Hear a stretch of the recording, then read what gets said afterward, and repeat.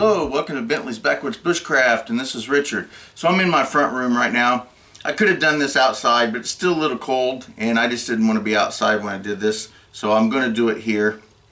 And I have a project that I'm getting ready to work on, and I'm going to be setting out a live trap to attempt to catch some nuisance rabbits, and that kind of sparked me to do this video. If this video does not run really long, which I think it probably will, I will add the attempt to catch the rabbits onto this video, but I think it's probably going to have to be a second video. So anyway, I am going to discuss 5 of my live traps. Now, I'm not going to be talking about dog proofs. I'm not going to talk about leg holds, any of those type traps. I'm talking about caged traps. So the first 2 I'm going to show you are 2 that I made myself. So let's get that. Alrighty, so this one right here is a fish trap that I made out of 2 Dollar Tree trash cans. And I have done videos on this before, but basically I just taken the 2 metal trash cans and I zip tied them together on one end, and I use bread ties here. And here is a 2-liter bottle that I cut to create the entrance. And all I do here is zip tie that, or I'm sorry, bread tie that up, and then I can toss this in the water, and this is how I catch minnows. So I will add this to my cage trap because technically it is a cage trap. So there's the first one. Alrighty, so there's my second cage trap. This one I made, and I do believe I have done a video on this one as well early on in my channel. But this one I actually made using an old dog cage.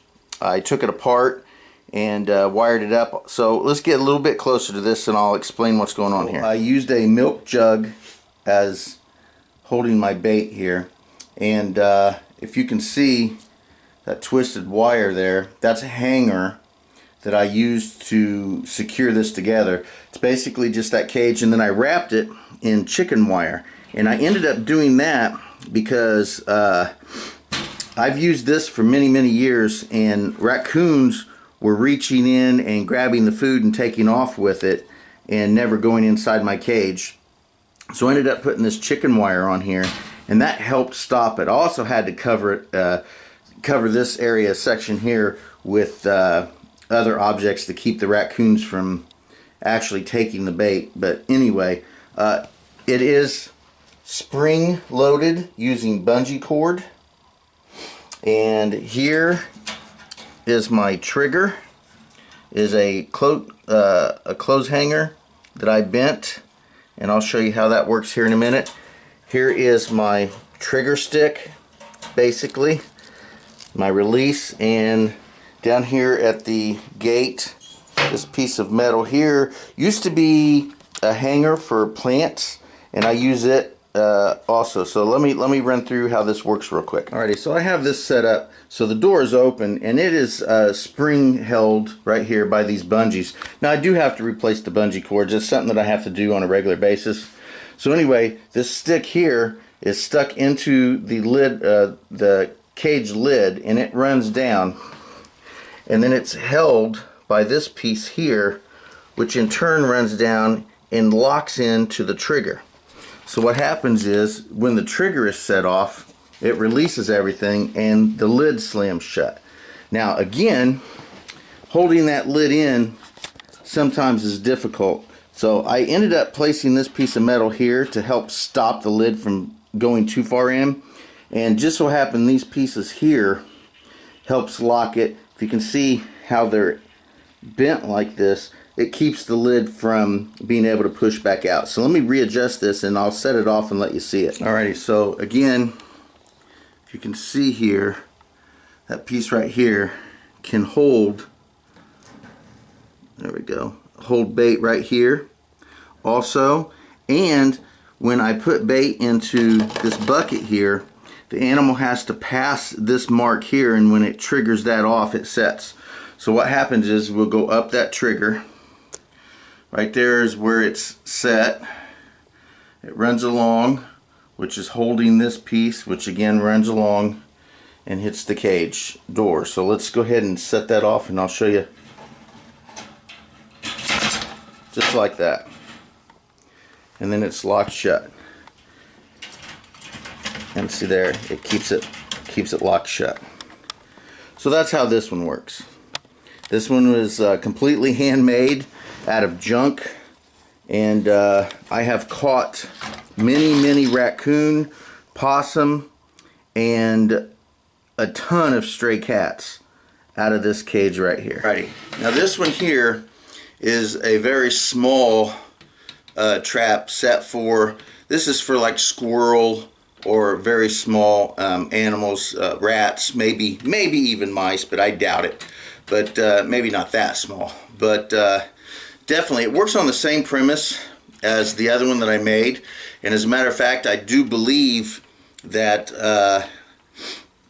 I got this one and then decided to make a larger one out of it. So I have this little bait stick here, which, again, this little trigger here, the door opens and it is held on with a spring, or there we go. So it pops down. That fits there, and then that holds the door open, and then that sets right here. Now when we set that off, basically the animal comes in, takes the bait, boom, and then locks the door. So this one here is for squirrel and chipmunk and things to that nature in the same way. Alrighty, this one here uses a different system to lock. The others that I talked about, its triggering system was mainly outside the cage. This one is not designed that way. So this one here has a little safety type thing here, and that holds the door down. And when you lift it up, there we go. And then we have a little pedal back here that when lifted will hold the door open, like so.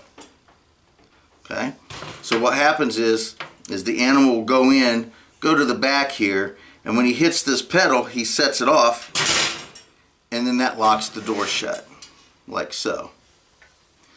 So this one here is a purchased piece of equipment, and I have gotten small animals out of this one, but I'm going to show you a larger version of this, which I use more than this version of it. So let me pull that one out.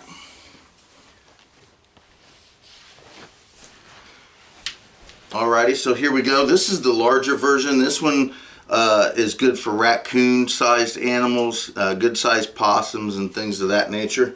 So it works exactly the same way. It has a little safety trigger right here.